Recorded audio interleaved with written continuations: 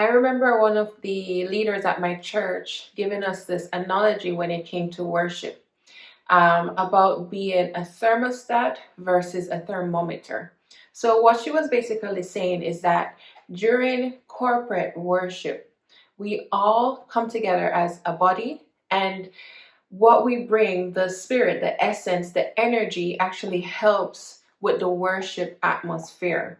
So basically, for receiving from God, for drawing close to Him, although it should happen everywhere in any kind of worship setting, whether you are on your own in your secret place or you are together with other believers in a corporate worship, something is significant where in the secret place, that's where you receive from God more, where you are drawing close to Him and basically being filled so that you can pour out in the public environment. Because really and truly, when you are worshiping together, we need each other to basically encourage to draw us closer to God, and to just push us into what worship is supposed to be, which is us admiring God and going together in victory towards Him, kind of like an army, which it really is in the spiritual dynamics.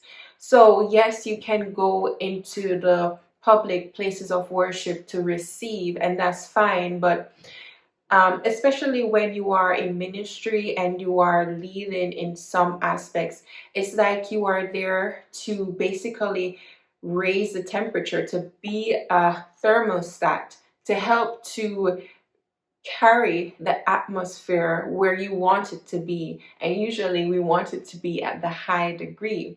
But if you are going like as a thermometer, basically to sense what's going on and to react according to it, it's like you're not really having as much or displaying as much influence or giving as much influence as you can, as you should, as a child of God.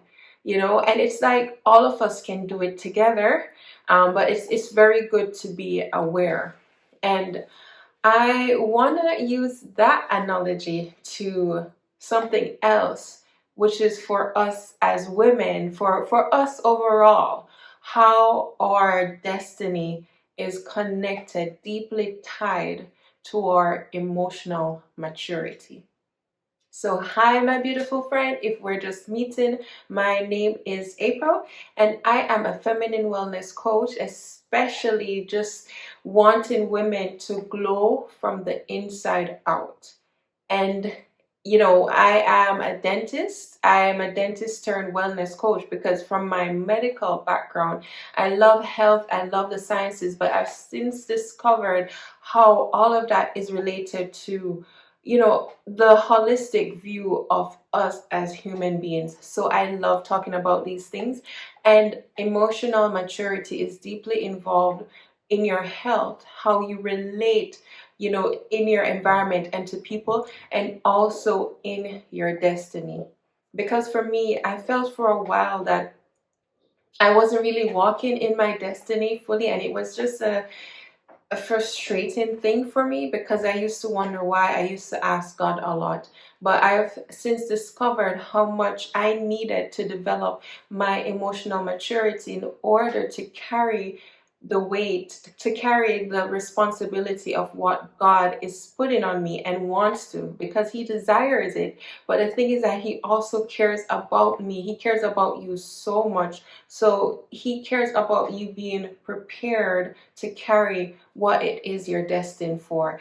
And if you're in a place where you are not able to sustain the different dynamics of what happens with your destiny, because things happen, things will come against you, things will make you doubt or whatever, if you could actually fall into a place where you lose the promises, you lose the purposes and destiny that God has for you, and He doesn't want that.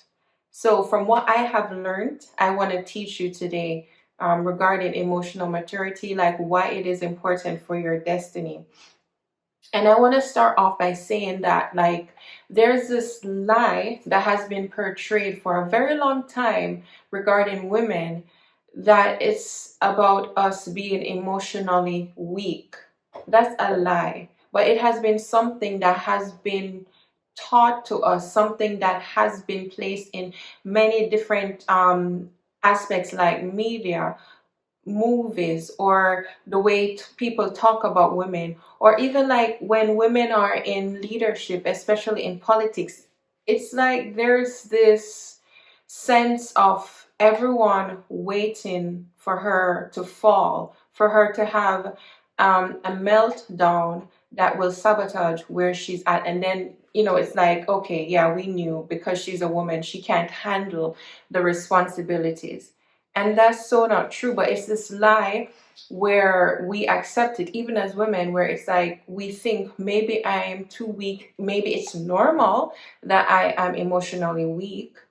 But there are many different examples of women being in very high positions, positions of influence, and they were mature enough to handle the pressures that came, sometimes, or a lot of the times, with the responsibilities that they had.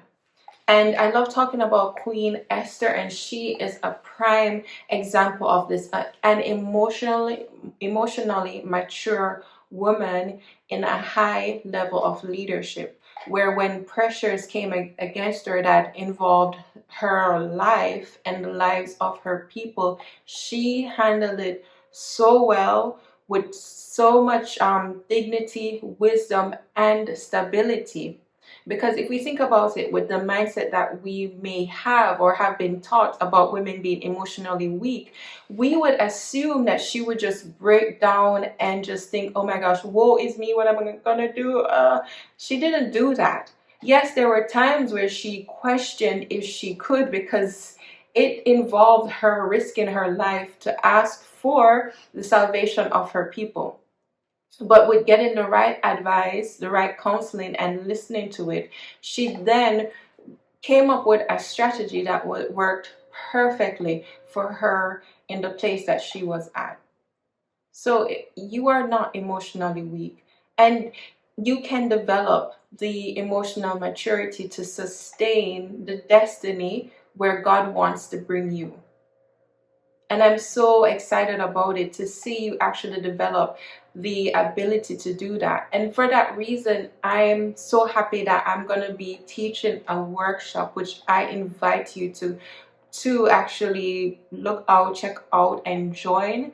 Because there I'm going to teach you how you can become emotionally aware, which helps you to lead into more emotional maturity. Because it's very hard for you to be emotionally mature if you're not emotionally aware.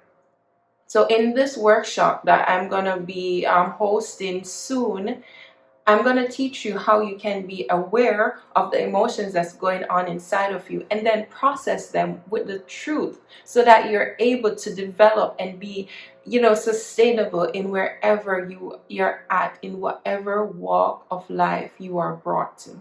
So check out the workshop in the link below. So the next thing I want to go to is a Bible verse that talks about self-control, and we can use it to talk about controlling our emotions. So in Proverbs 25 verse 28, it says, a person without self-control is like a city with broken walls. Right? A person without self-control is like a city with broken down walls. And you can just think about how, if you lack self-control, if you lack control in the area of your emotions, you are unprotected. You are in a liable position where it's dangerous, because anything can come against you and affect you and your city, your inheritance, the destiny that you are called to influence and protect. Because make no mistake, when you are called to something, when you have a destiny, you have a responsibility over it. You have influence, a sense of leadership over it. And I'm getting passionate about it because it just makes you think about how exciting it is, yes, to walk in your destiny, yet also the responsibility, and also the beautiful influence you have over it, over whoever comes into your, your walk of life, whether it be your family, your children, the people you're leading, or even like the people you do life with, your friends, your co-workers, your church family, whoever it is, you have a responsibility over that. And in order to steward that responsibility well, you need to have the emotional control and just the protection to ensure that all of that is safe. So I really like this verse because it's just deeply showing you the spiritual dynamics of needing to protect yourself and your inheritance, right? And in Seven Habits of Highly Effective People in the book, it talks about being reactive versus proactive, or in other words, being reactive versus responsive. So if you are reactive, right, whatever happens, whatever circumstance is going on around you, it will change what's happening in the inside of you. It's like it talks about in the book, if the weather is bad, a person who is reactive, their moods will change with whatever is going on. If the weather is good, okay, their mood is good. If the weather is bad, their mood is bad, because they have the mindset. And this is not to shame or condemn, it's for us to just come up higher.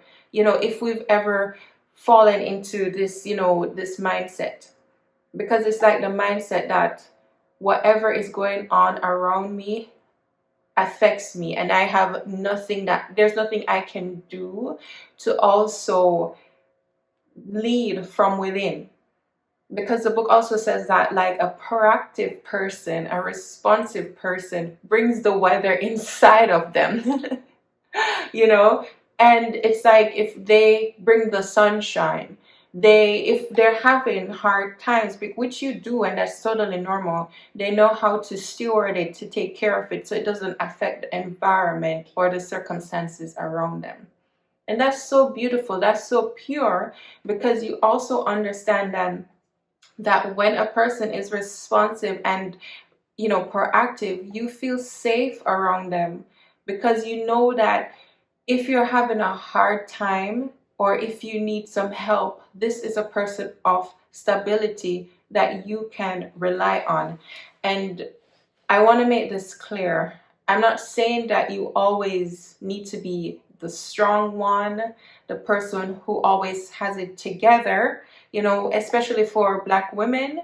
I know for generations we have been taught to have so much pressure on our shoulders to be the strong one, the phrase strong Black woman. And it's, oh man, it's not a wrong phrase, because yes, we're strong. For what we have endured for generations, we are strong.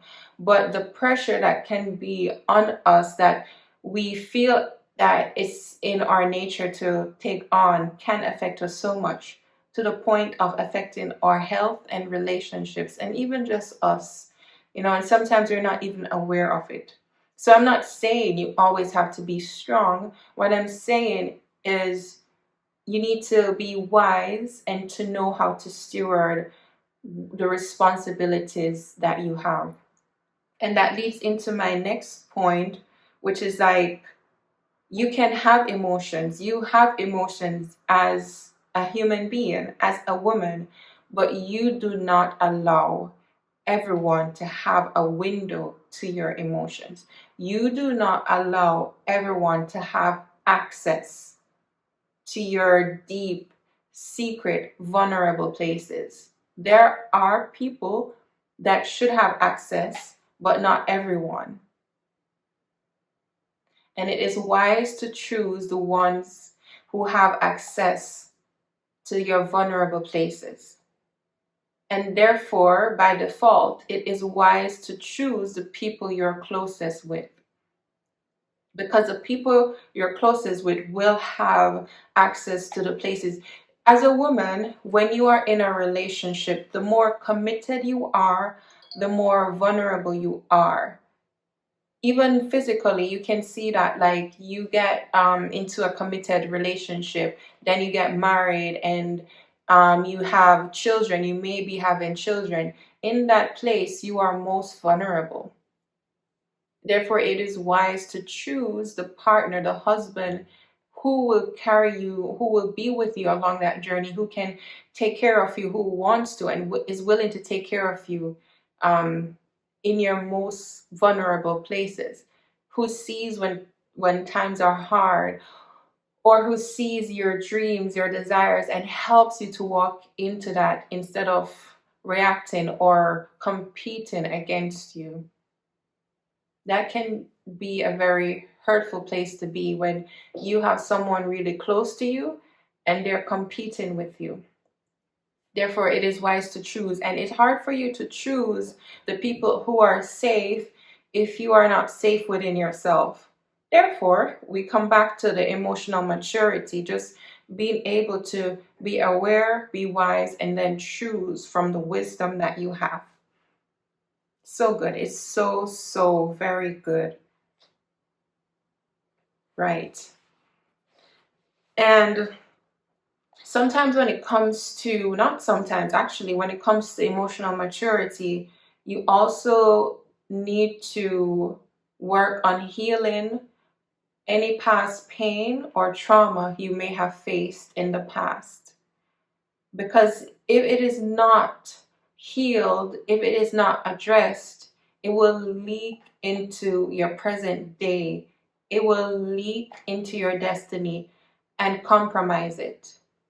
And I'm thinking now how I had like an interaction with a woman, and I noticed how she was very controlling, and I was wondering why is this like that? It's so hard for me to even interact with her.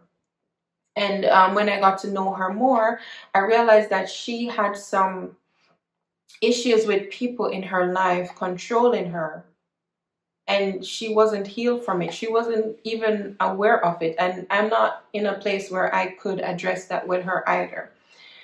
And it just made me very sad because what she faced in her past with being controlled, because it was unhealed for her, caused her to operate in a controlling manner with other people. And when I saw that, it just got me, I don't know, it was good for me in the sense where I started to ask God to help me to be more aware, because this woman is older than me, a good age older than me. And I realized that she, for many years, hasn't, for whatever reason, addressed what's really going on so she can operate in a more healthy dynamic. And I'm just like, knowing what I've been through, I'm just like, it's not by default that I get healed. Maturity doesn't even mean, or I should say, age does not mean by default that you are mature. It means that you need to address what's happening so that you can get healed. So I ask God to please reveal to me my blind spots, things that I'm not aware of that's affecting me, my destiny, and others around me. And since then, it's I feel like God has turned the temperature up, or He allowed things where my blind spots, some of them significant amounts were highlighted to me, you know, because He answers our prayers and He knows what's best for us. So I just want to say that the unhealed places will leak into your destiny if it's not addressed. And also, excuse me, I don't know what happened. Also, the unhealed places doesn't mean that it's wrong, you're broken or something, because you can learn from it if you choose. You can choose to walk away with the best that you can get from it. And it's so amazing because as a Christian, if you are a believer, we have this promise, which is amazing, where God makes everything work together for our good. Everything, for those who love Him. So there's this promise where God will use anything, any pain or trauma that may have affected you for your good.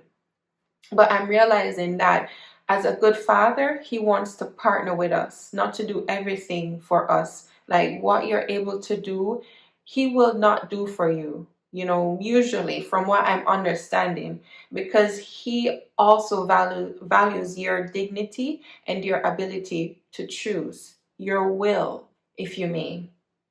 So it's good to just understand the tools, the resources that's good for you, the mentors, the therapists that are there to help you so that you can also operate in your destiny in the healthiest way possible. Not perfect, but healthy or healthier, you know? It's so amazing. And in Mark 2, verse 22, I love this. Jesus says this, and no one puts new wine into old wineskins, for the wine would burst the wineskins, and the wine and the skins would both be lost. New wine calls for new wineskins. And to be honest, I've known about this verse for years, sometimes wondering what it really meant, if I'm being honest. So I would ask God to give revelation. And it can be applied to many areas in your life.